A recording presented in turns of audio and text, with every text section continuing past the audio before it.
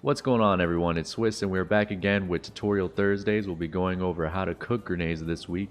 We'll go over methods, tips, tricks. We'll go over Shogun's method as well. That is obviously really popular at the moment. And let's go ahead and dive right into it. So any of you who might be new to Snake or new to the game in general, when it comes to Snake's grenades, how it works is once you pull out the grenade, you have 2.5 seconds before it blows up. So the overall goal of using Snake's grenades is to cook them as effectively as possible, and the term cooking is in regards of actually, of course, cooking the grenade until it's ready to blow. So in this case, being said, if we shield drop grenade and then throw it as fast as possible, you can see that it reached the opponent too early, so they have a lot of time to react as far as the grenade goes. Now if we cook the grenade and wait long enough, and then when we throw it at the precise moment, it'll blow up right in their face and they'll have less time to react. And that is a perfectly cooked grenade. So now that we've gone over how to really cook a grenade, right? The main thing here is that we want to know combos and methods as far as cooking grenades, because if you can cook one perfectly, right? What happens if you could do two perfectly? So it's a lot more pressure, right? And you'll be able to have more of a wall as well if you're cooking them correctly. And there's a lot of ways to actually cook grenades, and we're obviously going to go over some methods, of course, on how to actually cook them. So the first method we're going to go over is obviously Shogun's method, one of the most popular methods, and his requires Z-nade. So if you guys don't know what Z-nade is, basically as soon as you pull out the grenade, you're going to push the Z button and then the jump button. And then therefore, you'll get this. And you can change whichever way you jump, of course.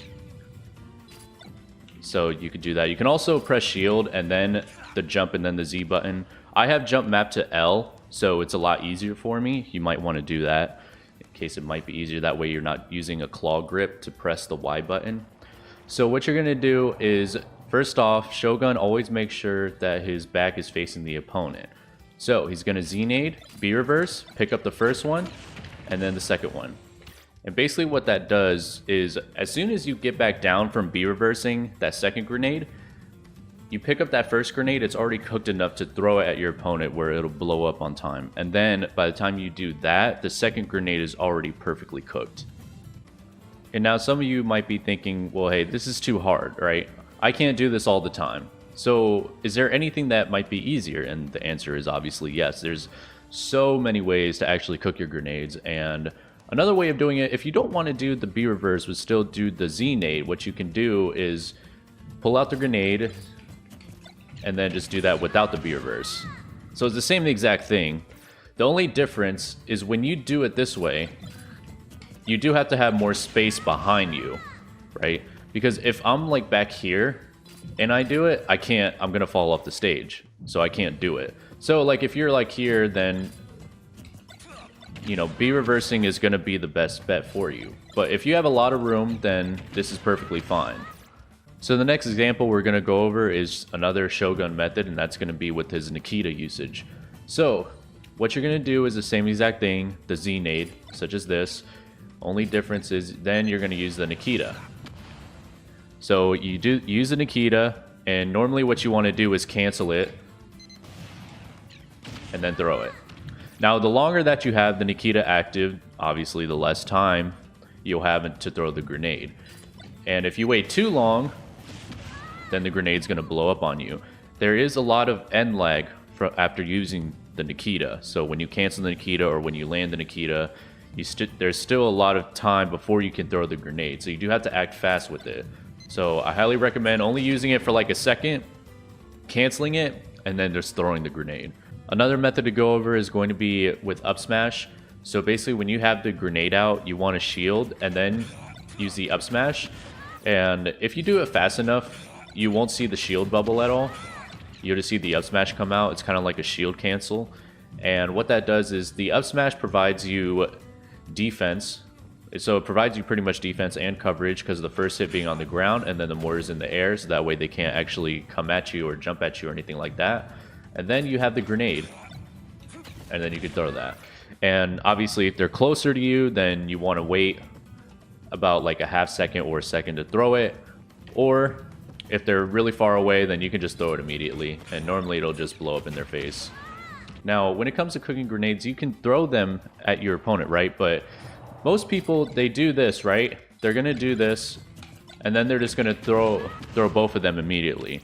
But what if your opponent is jumping, or what if they're in the air above you or something like that? Don't be afraid to like be able to jump and then throw them, or throw them down or throw them up, because you can potentially clip your opponent being in the air and stuff like that. So definitely focus on your opponent when you're doing this to know where they're at. That way you know where you're going to want to throw the grenade.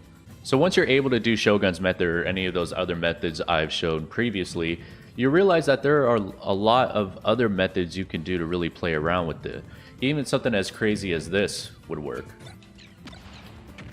And it's still like the same exact thing, right? It's just another way of moving around and not getting hit and stuff like that. Just another way of cooking grenades. You can even do something like this, and it's the same exact thing. So there's like, as basic as that was, there's a lot of ways to really cook grenades. You don't have to really focus on Shogun's method or any method that I've shown you. You can use it and play around with it, and then you'll come to a realization, okay, I can do other things too to cook grenades if I wanted to. And that's going to open up a lot of ideas that people can share with one another, and so on and so forth.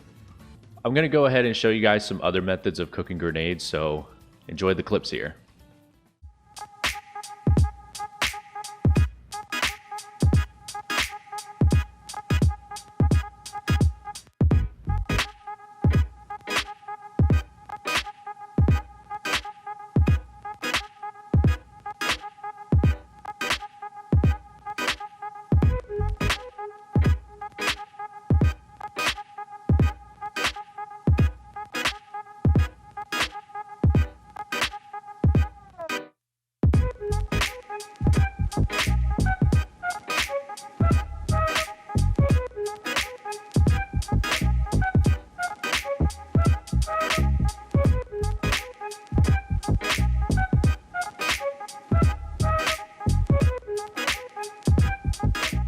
So now that you've seen the clips, there's going to be a lot of methods that you could try out now and create your own in training mode and then take them onto matches. Outside of that, we really need to go over the cons of this because it's not going to work in every matchup. So if you're playing zoners, such as like Belmonts, Samus, Lynx, or anyone else that has like really good projectiles that stops grenades or can cause a lot of pressure, basically if you're trying to cook grenades, you're not going to really be able to, because there's going to be so many projectiles in your face. Also, as well as that, if you're trying to like cook grenades and then a projectile comes in your face, then you can't throw the grenade. Or if it stops the grenade, you can't throw it. So you're forced to shield. Another big thing that I need to mention too is that when you're doing these methods, you have to shield a lot. If you notice in the clips, there's a lot of shielding going on.